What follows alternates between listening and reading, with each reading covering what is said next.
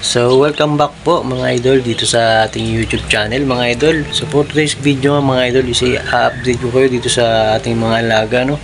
So medyo dumadami na sila and then ang lalaki na nila mga idol. So ang sarap tingnan mga idol.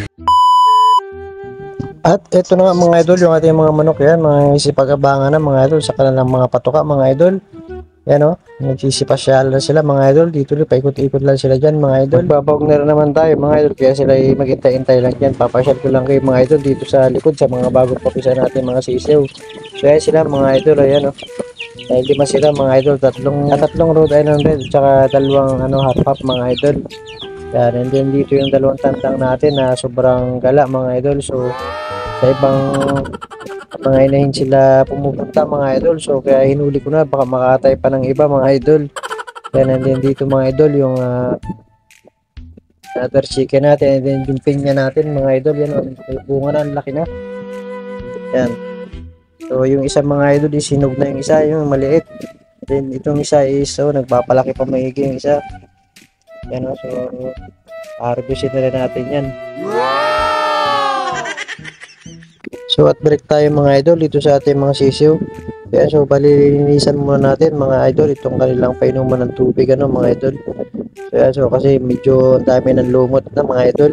So yan tsaka may mga buhangin na rin kakagkag nila mga idol pag sila ay naglalaro mga idol Yan, so tapon na muna natin. Yan, linisan na muna natin mga idol. So wala pa naman akong nabalitaan ng mga idol na nagkasakit dito sa lumot mga idol. So, pero maganda mga idol is linisan pa rin natin yung kailangang mga painuman ng tubig, and then yung pakainan nila mga idol, patuka para palaging malinis mga idol yung kanilang mga kinakain, para safe yung kanilang kalusugan mga idol so medyo dumadami na nga yung lumot mga idol so kailangan natin linisan mga idol. At kung gusto mo mga idol ng mga ganung content mga idol is pindutin mo na mga idol yung subscribe button and hit mo yung notification bell mga idol para laging updated sa mga gawin pa natin mga video mga idol. At tapusin mo lang tong video mga idol, sigurado mga idol may mapulot kang technique mga idol tungkol sa pagpaparami agad ng mga manok natin mga idol Ito nga palang mga manok natin inaalagaan mga idol is native chicken and Rhode Island Red mga idol So maganda raw silang pag-combinein mga idol para sa meat production and saka sa egg production mga idol. At ito nga palang video na to mga idol is para sa mga katulad yung newbie pa lang sa mga nagsisimula pa lang magmanokan. Pero kung professional na pwede rin, kaso share na lang muna natin mga idol sa mga newbie na hindi pa nila alam Kaya sa pagmamanukan naman mga idol is madali lang naman magparami mga idol kung may incubator ka. At yan nilagyan ko na nga mga idol ng dextrose powder. So ito is another technique rin lang. So at nandiyan na mga idol yung ating mga manok nakaabang na sila mga idol, naghintay na ng kanilang mga patuka So sa mga oras na nga pala nito mga idol is nahihirapan ako maglakad niyan mga idol kasi ang dami kong dala. May dala akong tubig, and dala ko pa yung mga patukaan ng manok mga idol So yan kaya ang bagal kong maglakad mga idol. At dito na nga mga idol, so ipapasok ko mga idol yung painuman ng tubig dito sa ating mga sisiw. So ayan yung mga painuman natin ng tubig mga idol. Yan, so hirap na hirap ako dyan mga idol, gawa ng dahil kong kapit mga idol, kapit ko yung camera, yung patukan natin, tsaka yung tubig mga idol. So yan, so hindi na ako nakapag-video ng maayos dyan mga idol, para may lagay ko lang sa loob mga idol yung tubig. Ayan at wala nang video dyan mga idol, naka-stack na lang dyan mga idol.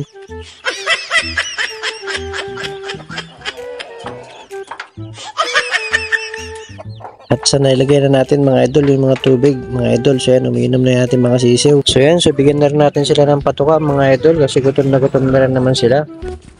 So yan, so bali mga idol, ang ginagawa ko nga pala para mabilis dumami yung aking mga alaga is pinapalimliman ko yung mga itlog mga idol dito sa ating mga native chicken. Hindi naman kasi naglilimlim mga idol yung mga Rhode Island Red mga idol, kaya pinapalimliman lang natin sa mga native chicken mga idol. Nang sa ganyan is mapisa yung mga itlog, and then yun karoon ng sisiw mga idol. At pag napisa na mga itlog mga idol, so pakaingatan natin itong mga sisiw mga idol kasi napakasela ng mga sisiw. So madaling dapuan ng sakit mga idol itong mga sisiw So ang ginagawa ko sa akin mga idol is kinukuha ko din sa inahin. And then kinukulong ko lang sa isang brooding pen mga idol, at doon naalagaan ko sila ng buti. Bawal nga palang malamigan ng gusto mga sisiw mga idol. Lalamigin yan mga idol hanggang sa magkasakit mga idol, at yan hanggang sa bawian ng buhay mga idol. Kaya pakaingatan natin mga idol ang mga sisiw hanggang mag-isa hanggang 2 buwan mga idol. Yan para matibay sila sa sakit mga idol. Yung ibang mga idol, malalaki na is tinatamaan pa ng sakit, yan pa kaya mga sisiw. At huwag din natin kalimutan mga idol, mag-vaccine mga idol.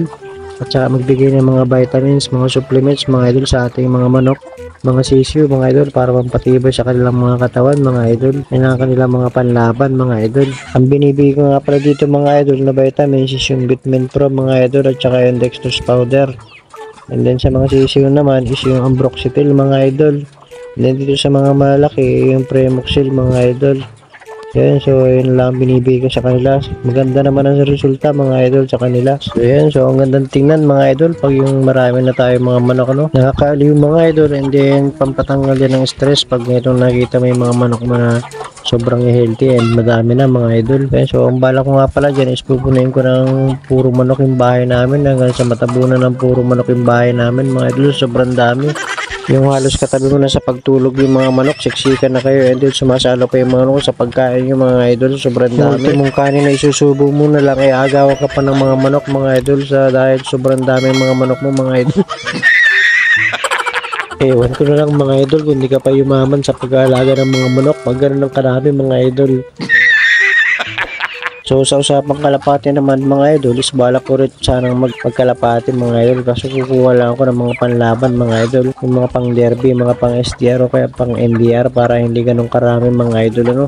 At ang nakokontrol natin mga idol yung ibon at saka yung mga manok natin mga idol sa patuka. So sana isuportahan pa rin niyo ako mga idol sa aking pagkakalapati mga idol. Kakarera ulit tayo mga idol. Nakakamiss na rin kasi magabang na mga ibon galing sa malayong lugar mga idol. At yun mga idol, so sana nakatulong sa inyo itong simpleng video na to mga idol, ano.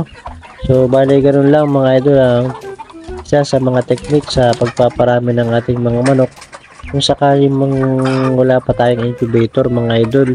So yan, so palimliman nyo lang dito sa ating mga native chicken at pipisain yan mga idol, itong ating mga native chicken. So yun, so sa susunod na video na lang ulit mga idol. Salamat.